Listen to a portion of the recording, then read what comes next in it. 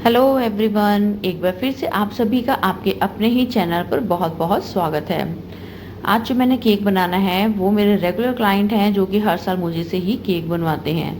तो इस बार जो उनका डिज़ाइन था ना, फर्स्ट टाइम उन्होंने मुझसे फॉन्डेंट का डिज़ाइन बनवाया केक के ऊपर। मतलब कि आज मुझे सेमी फॉन्डेंट केक बनाना है उनके लिए। तो जो उनके केक का फ्लेवर है ना, वो हमेशा फ्रेश फ्रूट फीलिंग के साथ में ही रहता है।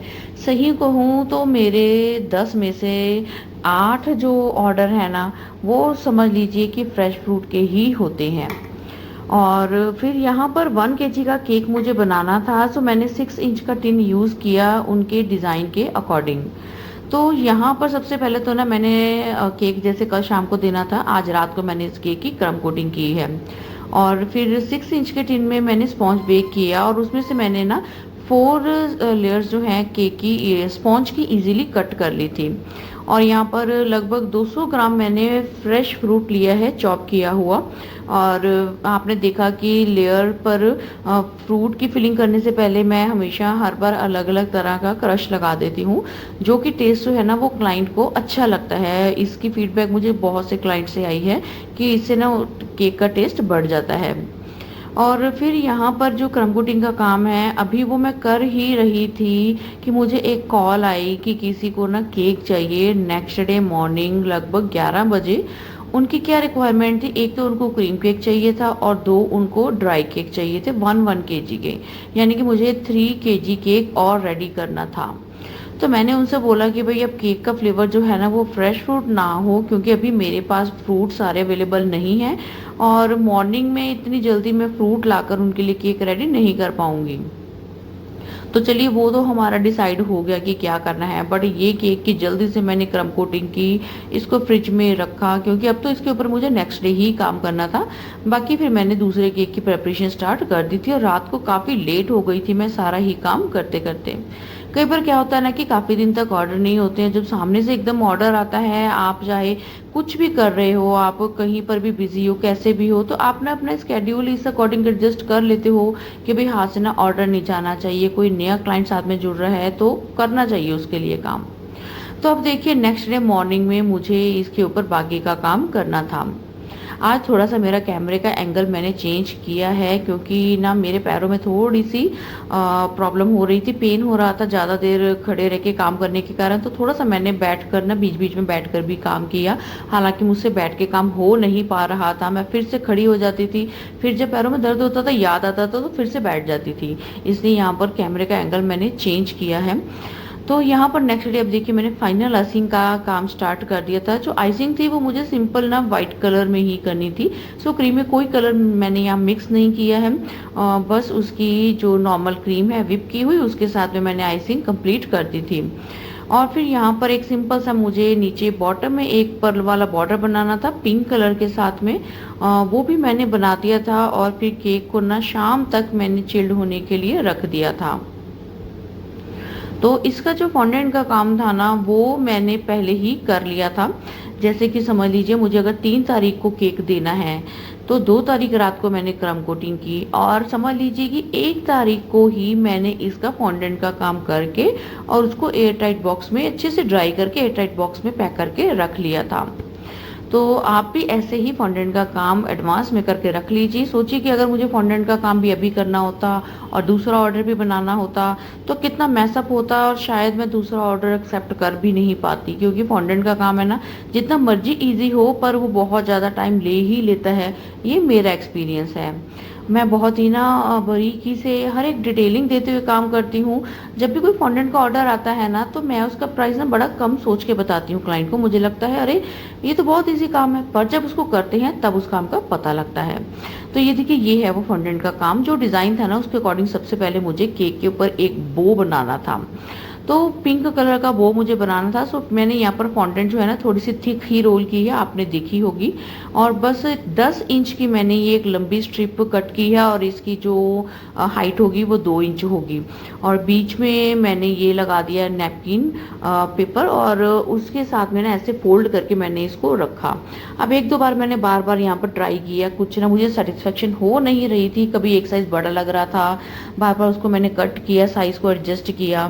तो यहाँ पर ऐसे मैंने पानी से स्टिक करके ना इसको रख दिया साइड पर। अब बो का साइज ना काफ़ी बड़ा था, जो कि केक के टॉप पर मुझे प्लेस करना था।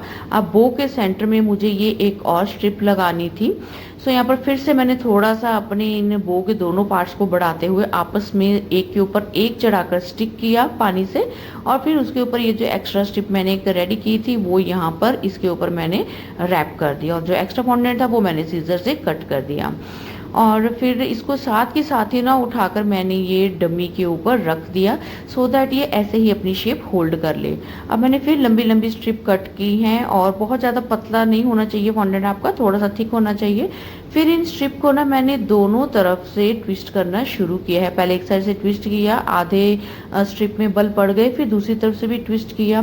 बस आपने फ्रीली ट्विस्ट करना है, तो ये देखिए ऐसे बल जो है वो पड़ जाएंगे। अगर फॉन्डेंट बहुत पतला रोल किया होगा ना आपने, तो आप जब उसको ट्विस्ट करना शुरू करेंगे, रोल करेंगे ना, तो वो फट जाएगा, वहीं पर उसमें क्रैक्स आ जाएंगे। अब जितनी लेंथ मुझे लग रहा था कि केक के अकॉर्डिंग रिक्वायर्ड है उतनी मैंने रखी, बाकी की मैंने कट कर दी थी। और फिर इन स्ट्रिप्स को ना मैंने रात भर अपने टिन के ऊपर ही रखकर छोड़ दिया था। 6 इंच के टिन पर, हाइट टिन पर, जितनी ये मुझे लग रहा था मेरी केक की हाइट भी होगी उतना हाइट का टिन लेकर मैंने उसके ऊपर इनको रात भर एज इट इज छोड़ दिया था, ताकि ये अच्छे से अपनी शेप होल्ड कर ले। अब एक ना मुझे केक के फ्रंट पर एक गर्ल का टॉपर लगाना था, डांसिंग गर्ल का था वो पोज, और वो मैंने पेपर पर प्रिंट आउट निकलवा लिया था, नॉन एडिबल पेपर पर। ये है वो वाला टॉपर, और इसकी ना मुझे यहाँ पर फॉन्डेंट के साथ में ही ड्रेस बनानी थी। सो यहाँ पर मैंने थोड़ा सा फॉन्डेंट का पार्ट लिया, उसको रोल किया, पहले तो बड़ा हो गया, फिर उसको कट किया। बार बार ट्राई करना पड़ता है, एक ही बार में ना कई बार काम नहीं होता है। अब वही मैं कह रही थी ना कि काम देखने को लगता है बहुत छोटा सा, पर जब उसको करने लगते हैं ना तब पता लगता है कि उसमें भी कितनी बार गड़बड़ होती है, बार बार से उसको बनाना पड़ता है। तब आपको लगता है कि अरे यार, मैंने जो प्राइस का कोट किया है ना, वो मैंने बहुत कम प्राइस बता दिया है क्लाइंट को, कि मुझे थोड़ा सा ज़्यादा इसका लेना चाहिए था, इसमें मेहनत काफ़ी लग रही है।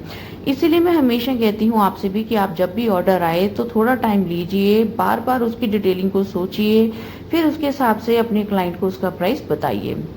अब यहाँ पर देखिए 2-3 बार मैंने बना लिया इस फ्रॉक को, फिर लग रहा था कि साइज़ बड़ा है, फिर से उसको छोटा किया साइड से, फिर से उसकी शेप को मैंने दोबारा से ठीक किया, और फाइनली ऐसे जाकर लास्ट में वो फ्रॉक बन गई। अब उसके ऊपर ना, फ्रॉक के ऊपर थोड़ा सा मुझे एक और बॉडी का पार्ट भी छोटा सा फॉन्डेंट के साथ में ही बनाना था। वो भी मैंने छोटा सा एक पिंक कलर का ही फॉन्डेंट का पीस कट किया, और उसको इस फ्रॉक के पीस के साथ में ही ना अटैच कर दिया, यहीं पर ही पानी लगाकर।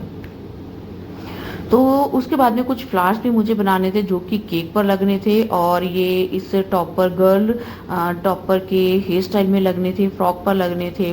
सो ऐसे मुझे पिंक एंड वाइट कलर में ना कुछ ये फ्लावर्स बनाने थे। सो ये मेरे पास जो है ना सिलिकॉन का मोल्ड फॉन्डेंट वाला ये फ्लावर्स बनाने वाला है, बहुत काम में आता है। ये मैंने अमेजोन से ही लिया था। अगर आपको इसका लिंक चाहिए होगा तो मुझे आप कमेंट बॉक्स में कमेंट कर दीजिएगा, मैं इसका लिंक आपको प्रोवाइड कर दूंगी वहाँ पर। तो यहाँ पर ऐसे कुछ फ्लावर्स जो थे वो मैंने बना लिए, और इनको भी मैंने अच्छे से ड्राई करके फिर बॉक्स में पैक करके रख दिया था। तो फॉन्डेंट का काम मेरा सारा हो गया था, और जैसा कि मैंने आपको बताया कि एक मुझे पर्ल वाला बॉर्डर भी बनाना था, इसको भी बना दिया था मैंने केक के बॉटम पर। और फिर शाम तक, जब तक कि क्लाइंट को केक देना था ना, अच्छे से मेरा केक जो है वो चिल्ड हो गया। फिर ही मैंने उसके ऊपर क्लाइंट को केक डिलीवर करने से कुछ टाइम पहले ही सारे फॉन्डेंट के टॉपर्स जो हैं वो ऊपर प्लेस किए थे। अब फॉन्डेंट के जो टॉपर्स मैं बनाती हूँ ना, अच्छे से एयर ड्राई हो जाते हैं, फिर भी उनके वो जो है बनाया मैंने। इसके नीचे लगी हुई है चॉकलेट मेल्टेड, और बीच में मैंने एक टूथपिक डाल दी थी, सो दैट ये अपनी जगह से हिले नहीं, एक जगह पर स्टेबल रहे। तो अब ये देखिए, इन्होंने भी अपनी शेप अच्छे से होल्ड कर ली है। जो मुझे यहाँ पर ये बो के लंबे लंबे रिबन्स बनाने थे, उन्होंने भी अपनी शेप अच्छे से होल्ड कर ली थी। तो मैंने दोनों ही पार्ट्स यहाँ पर रख दिए, बट बाद में मुझे लगा कि मैंने काफ़ी पीछे की तरफ इनको प्लेस कर दिया केक के ऊपर। सो थोड़ा टाइम बाद मैंने इनको उठाया, वापस से थोड़ा सा आगे की तरफ भी सेट कर दिया था। और ये जो मेरा पेपर कटिंग वाला था टॉपर, इसको मैंने पेपर कट किया, तो मैंने बीच का पार्ट जो था ना, जहाँ पर मुझे फ्रॉक रखनी थी, वो मैंने इस नॉन एडिबल प्रिंट के ऊपर ही उस फ्रॉक को स्टिक कर दिया। तो ऐसे मेरा काम और ईज़ी हो गया और मैंने एक ही बार में सारा टॉपर उठाया और केक पर स्टिक कर दिया। जबकि पहले मैं सोच रही थी कि मैं फ्रॉक वाला पार्ट अलग से बीच में लगाऊँगी और जो इसका प्रिंट आउट है उसको आधा-आधा कट कर लूँगी, लेग्स लगाऊँगी, फिर फ्रॉक लगाऊँगी, फिर उसका ऊपर का फेस का पार्ट लगाऊँगी। तो ये ईज़ी हो गया कि एक ही बार में मेरा पूरा टॉपर यहाँ पर लग गया। और फिर यहाँ पर जो फ्लावर्स मैंने बनाए थे, उनको भी मैंने ऊपर प्लेस कर दिया था, कुछ मैंने स्प्रिंकल डाल दिया, तो ऐसे मैंने इस केक को कंप्लीट किया। आई होप कि आपको भी ये आज की वीडियो यूज़फुल लगी होगी। अगर आप मेरे चैनल पर पहली बार आए हैं या रेगुलर मेरी वीडियोस देखते हैं और चैनल सब्सक्राइब नहीं किया है, तो आपसे रिक्वेस्ट है कि प्लीज़ मेरे चैनल को लाइक, सब्सक्राइब और शेयर कर दीजिएगा। आपका सपोर्ट मेरे लिए बहुत वैल्यूएबल है। तो और नोटिफिकेशन का बेल बटन प्रेस करना मत भूलिएगा, सो दैट जब भी कोई नई वीडियो मैं अपलोड करूं तो आपको उसकी नोटिफिकेशन साथ के साथ मिल जाए। तो आज के लिए बस इतना ही। अब आपसे मुलाकात होगी एक और केक डेकोरेशन की वीडियो में। So till then bye bye and thanks for watching the video.